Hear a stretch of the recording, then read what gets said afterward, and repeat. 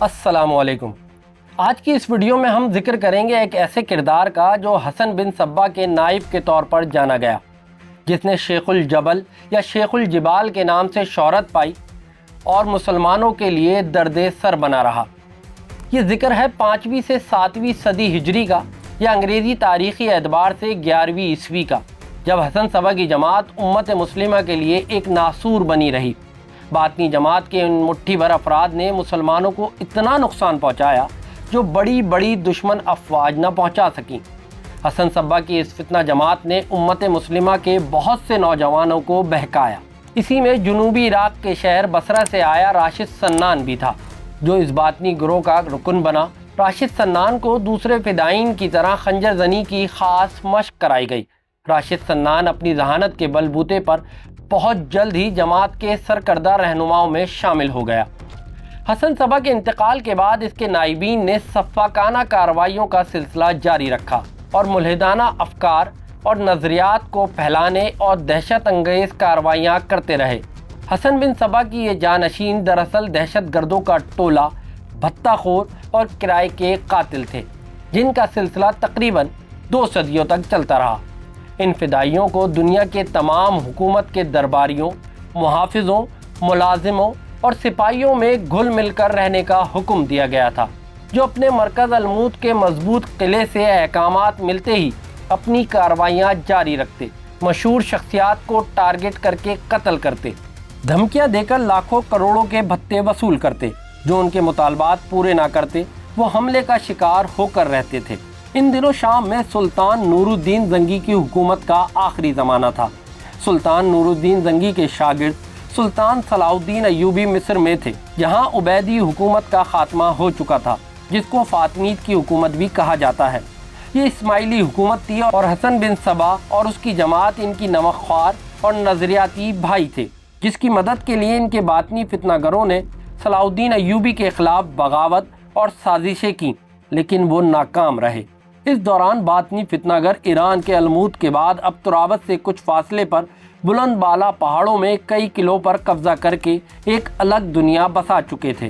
اگرچہ باطنیوں کا عالمی مرکز الموت شام سے سینکڑوں میلوں دور تھا، مگر گزشتہ کئی برس سے وہ شام کے ساحلوں پر اپنا علاقائی مرکز قائم کر کے ایک وسیع علاقے پر حکومت کر رہے تھے۔ یہ علاقہ کوہستان انصاریہ کہلاتا تھا۔ اس قلعے سے دور دور تک کئی کلومیٹر تک بستیوں پر باطنیوں کی اجارہ داری تھی، جہاں راشد سنان اب باطنیوں کا پیشوا بنا ہوا تھا، جس کو سب شیخ الجبال کے نام سے جانتے تھے۔ ان کا دائرہ کار شام تک پھیل چکا تھا۔ ایک بار جب نور الدین زنگی نے ان پر قابو پانے کی کوشش کی اور ان پر حملے کا ارادہ کیا تو فدائیوں نے خنجر اور خط ان کے تکیے کے نیچے ایسے رکھ دیا کہ کسی کو کانوں کان خبر تک نہ ہوئی، اور انہیں خبردار کیا گیا کہ شیخ الجبال کی جماعت کے خلاف کارروائی کی گئی تو نتائج خطرناک ہوں گے۔ باطنیوں کے خلاف متعدد حکمرانوں نے بار بار حملے کیے، مگر الموت ہمیشہ ناقابل تسخیر رہا اور باطنی ہمیشہ مسلمانوں کو نقصان پہنچانے کے لیے کارروائیاں کرتے رہے۔ ان کا پسندیدہ مشغلہ حاجیوں کے قافلوں کو لوٹنا تھا۔ ایک مرتبہ قافلہ حج پر حملہ کر کے ان باطنیوں نے لاشوں کے ڈھیر لگا دیے۔ حملے کے چند گھنٹے بعد ایک باطنی گھوم پھر کر ان کو آواز لگاتا، اے مسلمانوں، حملہ آور چلے گئے ہیں، ہے کوئی پیاسا میں اسے پانی پلاؤں؟ جو زخمی پانی کے لیے کرہاتا باطنی سے قتل کر دیتا۔ اس طرح قافلے میں ایک شخص کو بھی زندہ نہ چھوڑا گیا۔ باطنی اپنا سب سے بڑا دشمن سلطان صلاح الدین ایوبی کو سمجھتے تھے، کیونکہ سلطان صلاح الدین نے نور الدین زنگی کے کہنے پر مصر گئے اور پھر آہستہ آہستہ وہاں پھیلتے خرافات اور شرک کو ختم کر کے باقاعدہ اسلامی حکومت قائم کر کے عبیدی یا فاطمی حکومت کا خاتمہ کر دیا، جس سے ان باطنیوں کا نظریاتی اور مذہبی رشتہ تھا۔ راشد سنان سلطان صلاح الدین ایوبی کو قتل کرنے کے لیے ہر وقت موقع کی تلاش میں رہتا۔ راشد سنان نے پہلی مرتبہ سلطان صلاح الدین ایوبی کو اس وقت اپنے فدائین کے ذریعے حملے کا نشانہ بنایا جب سلطان نور الدین زنگی دنیائے فانی سے کوچ کر چکے تھے۔ سلطان صلاح الدین ایوبی کو اپنے آقا استاد سلطان نور الدین زنگی کے مشن کو جاری رکھنا تھا، کیونکہ ان کے بعد ان کی ریاست اب سازشوں کا گڑھ بن چکی تھی۔ الملک الصالح احسان فراموش گمشتگین کے ہاتھوں کھیل رہا تھا۔ گمشتگین انہیں اپنی چکنی چپڑی باتوں کے جال میں پھنسا کر صلاح الدین ایوبی کے خلاف ورغلانے میں کامیاب ہو چکا تھا۔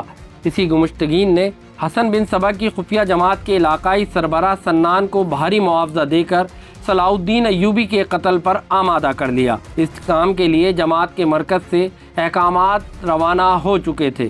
فدائین اپنے مرکز سے حلب کے لیے پہنچ چکے تھے، جہاں صلاح الدین ایوبی شہر کے باہر پڑاؤ ڈالے ہوئے تھے۔ اس وقت سلطان صلاح الدین نے اپنے حفاظت کے لیے کوئی خاص انتظام نہیں کیا تھا، اسی لیے خنجر زنوں کو کسی خاص دقت کے بغیر ہی صلاح الدین ایوبی کے خیمے تک رسائی کا موقع مل گیا۔ جو ہی وہ خیمے کے پردے تک پہنچے، ایوبی کے ایک وفادار امیر قمرتگین نے انہیں دیکھ لیا۔ وہ خود الموت کے آس پاس کے علاقے کا باشندہ تھا اور فدائیوں کے ان کے چہرے اور حرکات و سکنات سے اچھی طرح پہچانتا تھا۔ اس نے فوراً خطرے کا احساس کرتے ہوئے آگے بڑھ کر ان کا راستہ روک لیا اور للکار کے کہا، کم بختوں، میری موجودگی میں تمہیں یہاں آنے کی ہمت کیسے ہوئی؟ تمہیں کس نے بھیجا ہے؟ کیوں آئے ہو؟ مگر فدائی اپنے ہدف تک پہنچنے سے پہلے رکنے کے قائل نہ تھے۔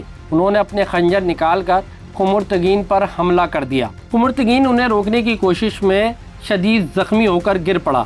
شور سن کر دوسرے افسران اور محافظ ادھر متوجہ ہو گئے۔ اسی اثنا میں ایک فدائی خیمے میں گھس کر خنجر تانے صلاح الدین ایوبی کی طرف دوڑ چکا تھا، مگر امیر تغرل جاندار نے بجلی کی طرح جھپٹ کر اس پر ایسا کاری وار کیا کہ وہ سلطان صلاح الدین سے صرف چند قدم دور زمین پر جا گرا۔ بقیہ فدائیوں کو دوسرے سپاہیوں نے گھیر لیا۔ وہ ہتھیار ڈالنے پر تیار نہ ہوئے اور کئی سپاہیوں کو شہید کرنے کے بعد اسی طرح لڑتے لڑتے مارے گئے۔ سلطان صلاح الدین ایوبی نے امن معاہدے کے بعد حلب کا محاصرہ ختم کر دیا اور عزاز کا محاصرہ کرنے چلے گئے۔ اس محاصرے کے دوران ایک بار پھر شیخ الجبل راشد سنان نے سلطان کو قتل کرنے کا ارادہ کیا۔ شیخ سنان نے چند فدائیوں کو سلطان کی طرف روانہ کر دیا۔ یہ فدائی سپاہیانہ لباس میں سلطان کی فوج میں ایسی حالت میں آ ملے جب جنگ جاری تھی اور ہر آنے جانے والے کی چھان پٹک کرنا مشکل تھا۔ فدائیوں نے سلطان کے سپاہیوں میں شامل ہو کر جنگ میں ایسی بہترین کارکردگی کا مظاہرہ کیا اور بہت سے سپاہیوں کو اپنا دوست بنا لیا۔ اسی طرح وہ جلد ہی سلطان کے قریب رہنے والے سپاہیوں میں بھی گھل مل گئے۔ وہ سلطان پر حملے کے لیے موقع کی تلاش میں تھے۔ ایک دن انہیں موقع مل گیا۔ محاصرے کے دوران سلطان نے عزاز کی فصیلوں میں شگاف ڈالنے کے لیے قلعہ شکن آلات اور منجنیقیں نصب کرائی تھیں۔ سلطان کے امیر جاولی الاسدی کا خیمہ منجنیقوں کے قریب تھا۔ یہاں سے محاذ جنگ کو اچھی طرح دیکھا جا سکتا تھا، اسی لیے سلطان کبھی کبھی وہیں بیٹھ جاتے تاکہ منجنیقوں کی کارکردگی کا مشاہدہ کر سکیں اور یہاں افسران کو ہدایت دے سکیں۔ یہاں سے سلطان سپاہیوں کی ہمت بڑھاتے۔ اس طرح یہ جگہ ان کی عارضی نشست گاہ بن گئی۔ فدائی سلطان کے معاملات کی نگرانی کر رہے تھے، انہیں حملے کے لیے یہی مقام پسند آیا۔